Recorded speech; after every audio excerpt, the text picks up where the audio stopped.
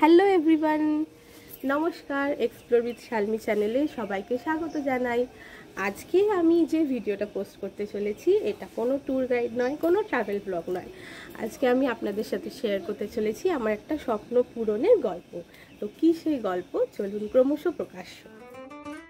আমি সাধারণত ব্লগিং বিষয়ে খুব একটা পটু নই, কিন্তু আজ আমার জীবনের এমন একটা স্বপ্ন পূরণ করতে সফল হয়েছি যে প্রতিটা মুহূর্ত ফ্রেমবন্দি করার লোভ ত্যাগ করতেই পারলাম না।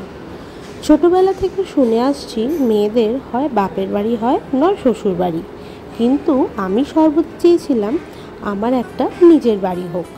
আর আমার সেই স্বপ্নের বাড়িটা হোক একেবারে হিমালয়ের কোলে, যেখানে মেঘ ভেসে বেড়াবে আপন মনে, আর হাত বাড়ালেই ছুঁতে পারবো আমার আজন্ম ভালোবাসার পাহাড়কে। এমনই এক অবিশ্বাস্য স্বপ্নকে বাস্তবে পরিণত করার পদক্ষেপ নিতে সপরিবারে চলে এলাম দেবভূমি উত্তরাখণ্ডে, আমার সেই স্বপ্নের বাড়ির জন্য এক টুকরো জমি কিনতে।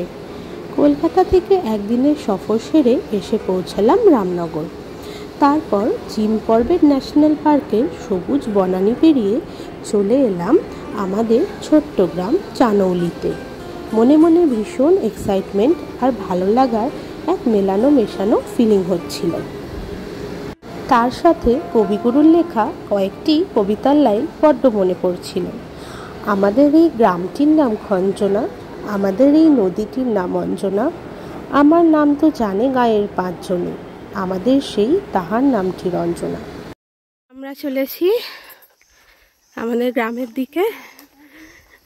গতকাল এখানে পৌঁছে আমাদের একটা প্রতিবেশী বলা চলে, সেই ওনার বাড়িতে আমরা ছিলাম। তো আজকে চলেছি আমাদের প্লটের দিকে। এটা আমাদের গ্রামে যাওয়ার রাস্তা। কারণ আমরা সকাল সকাল বেরিয়ে সঙ্গে যাচ্ছে আমাদের এখানকারই 4টে সারমেয়। খুব ভালো আলাপ হয়ে গেছে একদিনের মধ্যেই। ওরা আমাদের রাস্তা দেখিয়ে নিয়ে যাচ্ছে। এখন আমরা গ্রামের দিকে চলেছি। এইটা আমাদের গ্রামের এন্ট্রান্সে প্রথমেই আছে একটা মা কালীর মন্দির। খুব সুন্দর মন্দিরটা।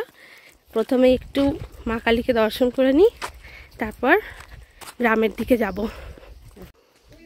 এটা মা কালীর মন্দির। চলো মন্দিরের ভেতরটা দেখি। জয় কালী, কলকাতা বালি, যেখানেই বাঙালি সেখানেই মা কালী থাকবে। কালী মন্দিরে প্রথমেই একটা খুব সুন্দর বেদি চোখে পড়লো, হোমের বেদি। তারপর এখানে একটা দারুণ বোগেনভেলিয়া গাছ, আর গাছের পাশেই মায়ের মন্দির। এই আমাদের গ্রাম বাসট কালীবাড়ি। জয় মা। আয় মামা এদিকে আয়। জয় মা।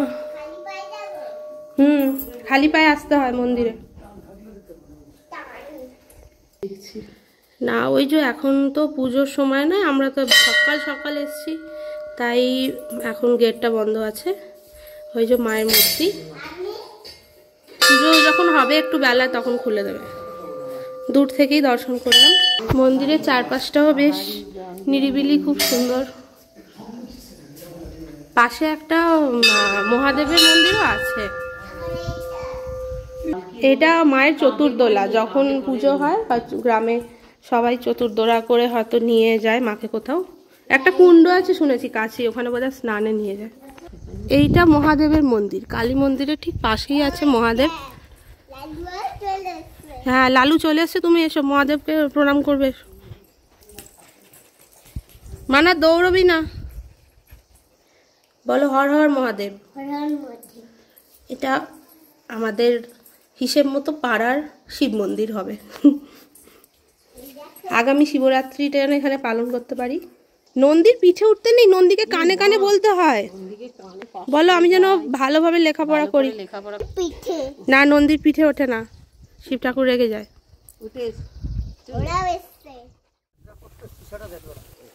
আমরা চলেছি আমাদের জমির দিকে। এইটা ফার্স্ট ভিউ জমি থেকে। इसमें जो सन निकलता है वो सामने से निकलता है। नॉर्थ है वो ईस्टर्न है तो ये वेस्ट है, इधर ये अभी जा रहा है ना, इधर चला जाएगा नॉर्थ ईस्ट वेस्ट, और ये नॉर्थ है इधर। তো এইটা আমাদের প্লটে আমরা এখন এসে পৌঁছে গেছি। এই কর্নার থেকে স্টার্ট হচ্ছে আমাদের প্লট, আর এই প্লটটা আমাদের চলছে হচ্ছে এই সামনের গাছটা পর্যন্ত, এই পুরোটা আমাদের প্লট। আর নিচে এখান দিয়ে নিচেই জাস্ট সামনেই রাস্তা, এই বাড়িটার পরেই রাস্তা আছে, এখান থেকে পাশেই পার্কিং স্পেস, উঠেই প্লটে চলে আসা যাবে। এখনো হয়নি, এগুলো তৈরি হচ্ছে। আর সামনে দূরে দেখা যাচ্ছে রামগঙ্গা নদী, আমাদের মানে এলাকার কাছের নদী আর কি। আর এখান থেকে যে গ্রিনারিটা দেখা যাচ্ছে, এখন তো যেহেতু বর্ষার সময় তাই পাহাড়টা দেখা যাচ্ছে না, নইলে এখান থেকে পুরো কুমায়ুন রেঞ্জটা দেখা যায়। খুব সুন্দর, এক দেখাতেই ভীষণ ভালো লেগে যাওয়ার মতো। এই আমাদের জমিতে সবাই দাঁড়িয়ে আছে, আশপাশটা দেখাই একটু। যখন বাড়ি হবে এই জায়গাটা তখন তো খুবই ভালো লাগবে। জয় কেদার।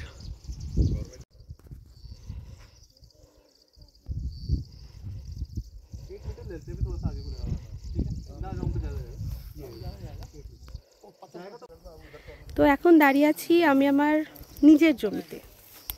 একটা অনেক বড় প্রাপ্তি আমার কাছে, দেবভূমি উত্তরাখণ্ডে আমার জমি, and I am super excited. এই যে আমাদের জমির ঠিক পাশেই মন্দির, এটা একটা গ্রামের ভৈরব বাবার মন্দির। এটা আমাদের জমির ঠিক একটা জমি পরেই অবস্থিত। এখানে আছে প্রথমেই হনুমানজি, তারপরে আছেন দেবী মা, তারপরে আছেন এইটা হচ্ছে শনি মহারাজের একটা রূপ আর কি। মানে অ্যাকচুয়ালি শিব মন্দিরে এরা বলে দেবস্থান, মানে 3 দেবতার স্থান একসাথে, তার সাথে শিবের পূজা তো হয়। একটা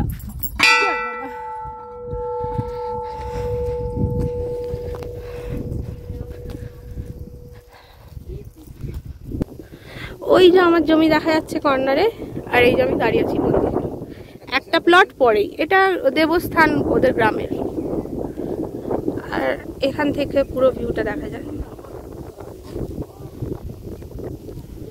রামগঙ্গা নদী দেখা যাচ্ছে দূরে, নামছে ওরা নিচের দিকে। মানে নিচে একটা রাস্তা, ওপরে একটা রাস্তা, যেদিক দিয়ে ইচ্ছা আসা যায়। নিচে রাস্তাটা থেকে একটু কাছে হয়, আর ওপর থেকে একটু টাইম লাগে। ওপর থেকে মানে 8-10টা প্লট নিচে, আর নিচের থেকে জাস্ট 2টো প্লট উপরে। চলে এসেছি আমরা জুডিশিয়াল ম্যাজিস্ট্রেটের এখানে আমাদের আজকে রেজিস্ট্রি হবে। এটা হচ্ছে পুরো কার্যালয়, পাহাড়ের কোলে, তহসিলদার কার্যালয় বলে জায়গাটা। পঞ্চায়েত অফিসটা গ্রাম থেকে একটু দূরে। আজকে আমাদের রেজিস্ট্রির দিন, এসে গেছি আমরা রেজিস্ট্রি অফিসে, পঞ্চায়েত অফিস যেটা।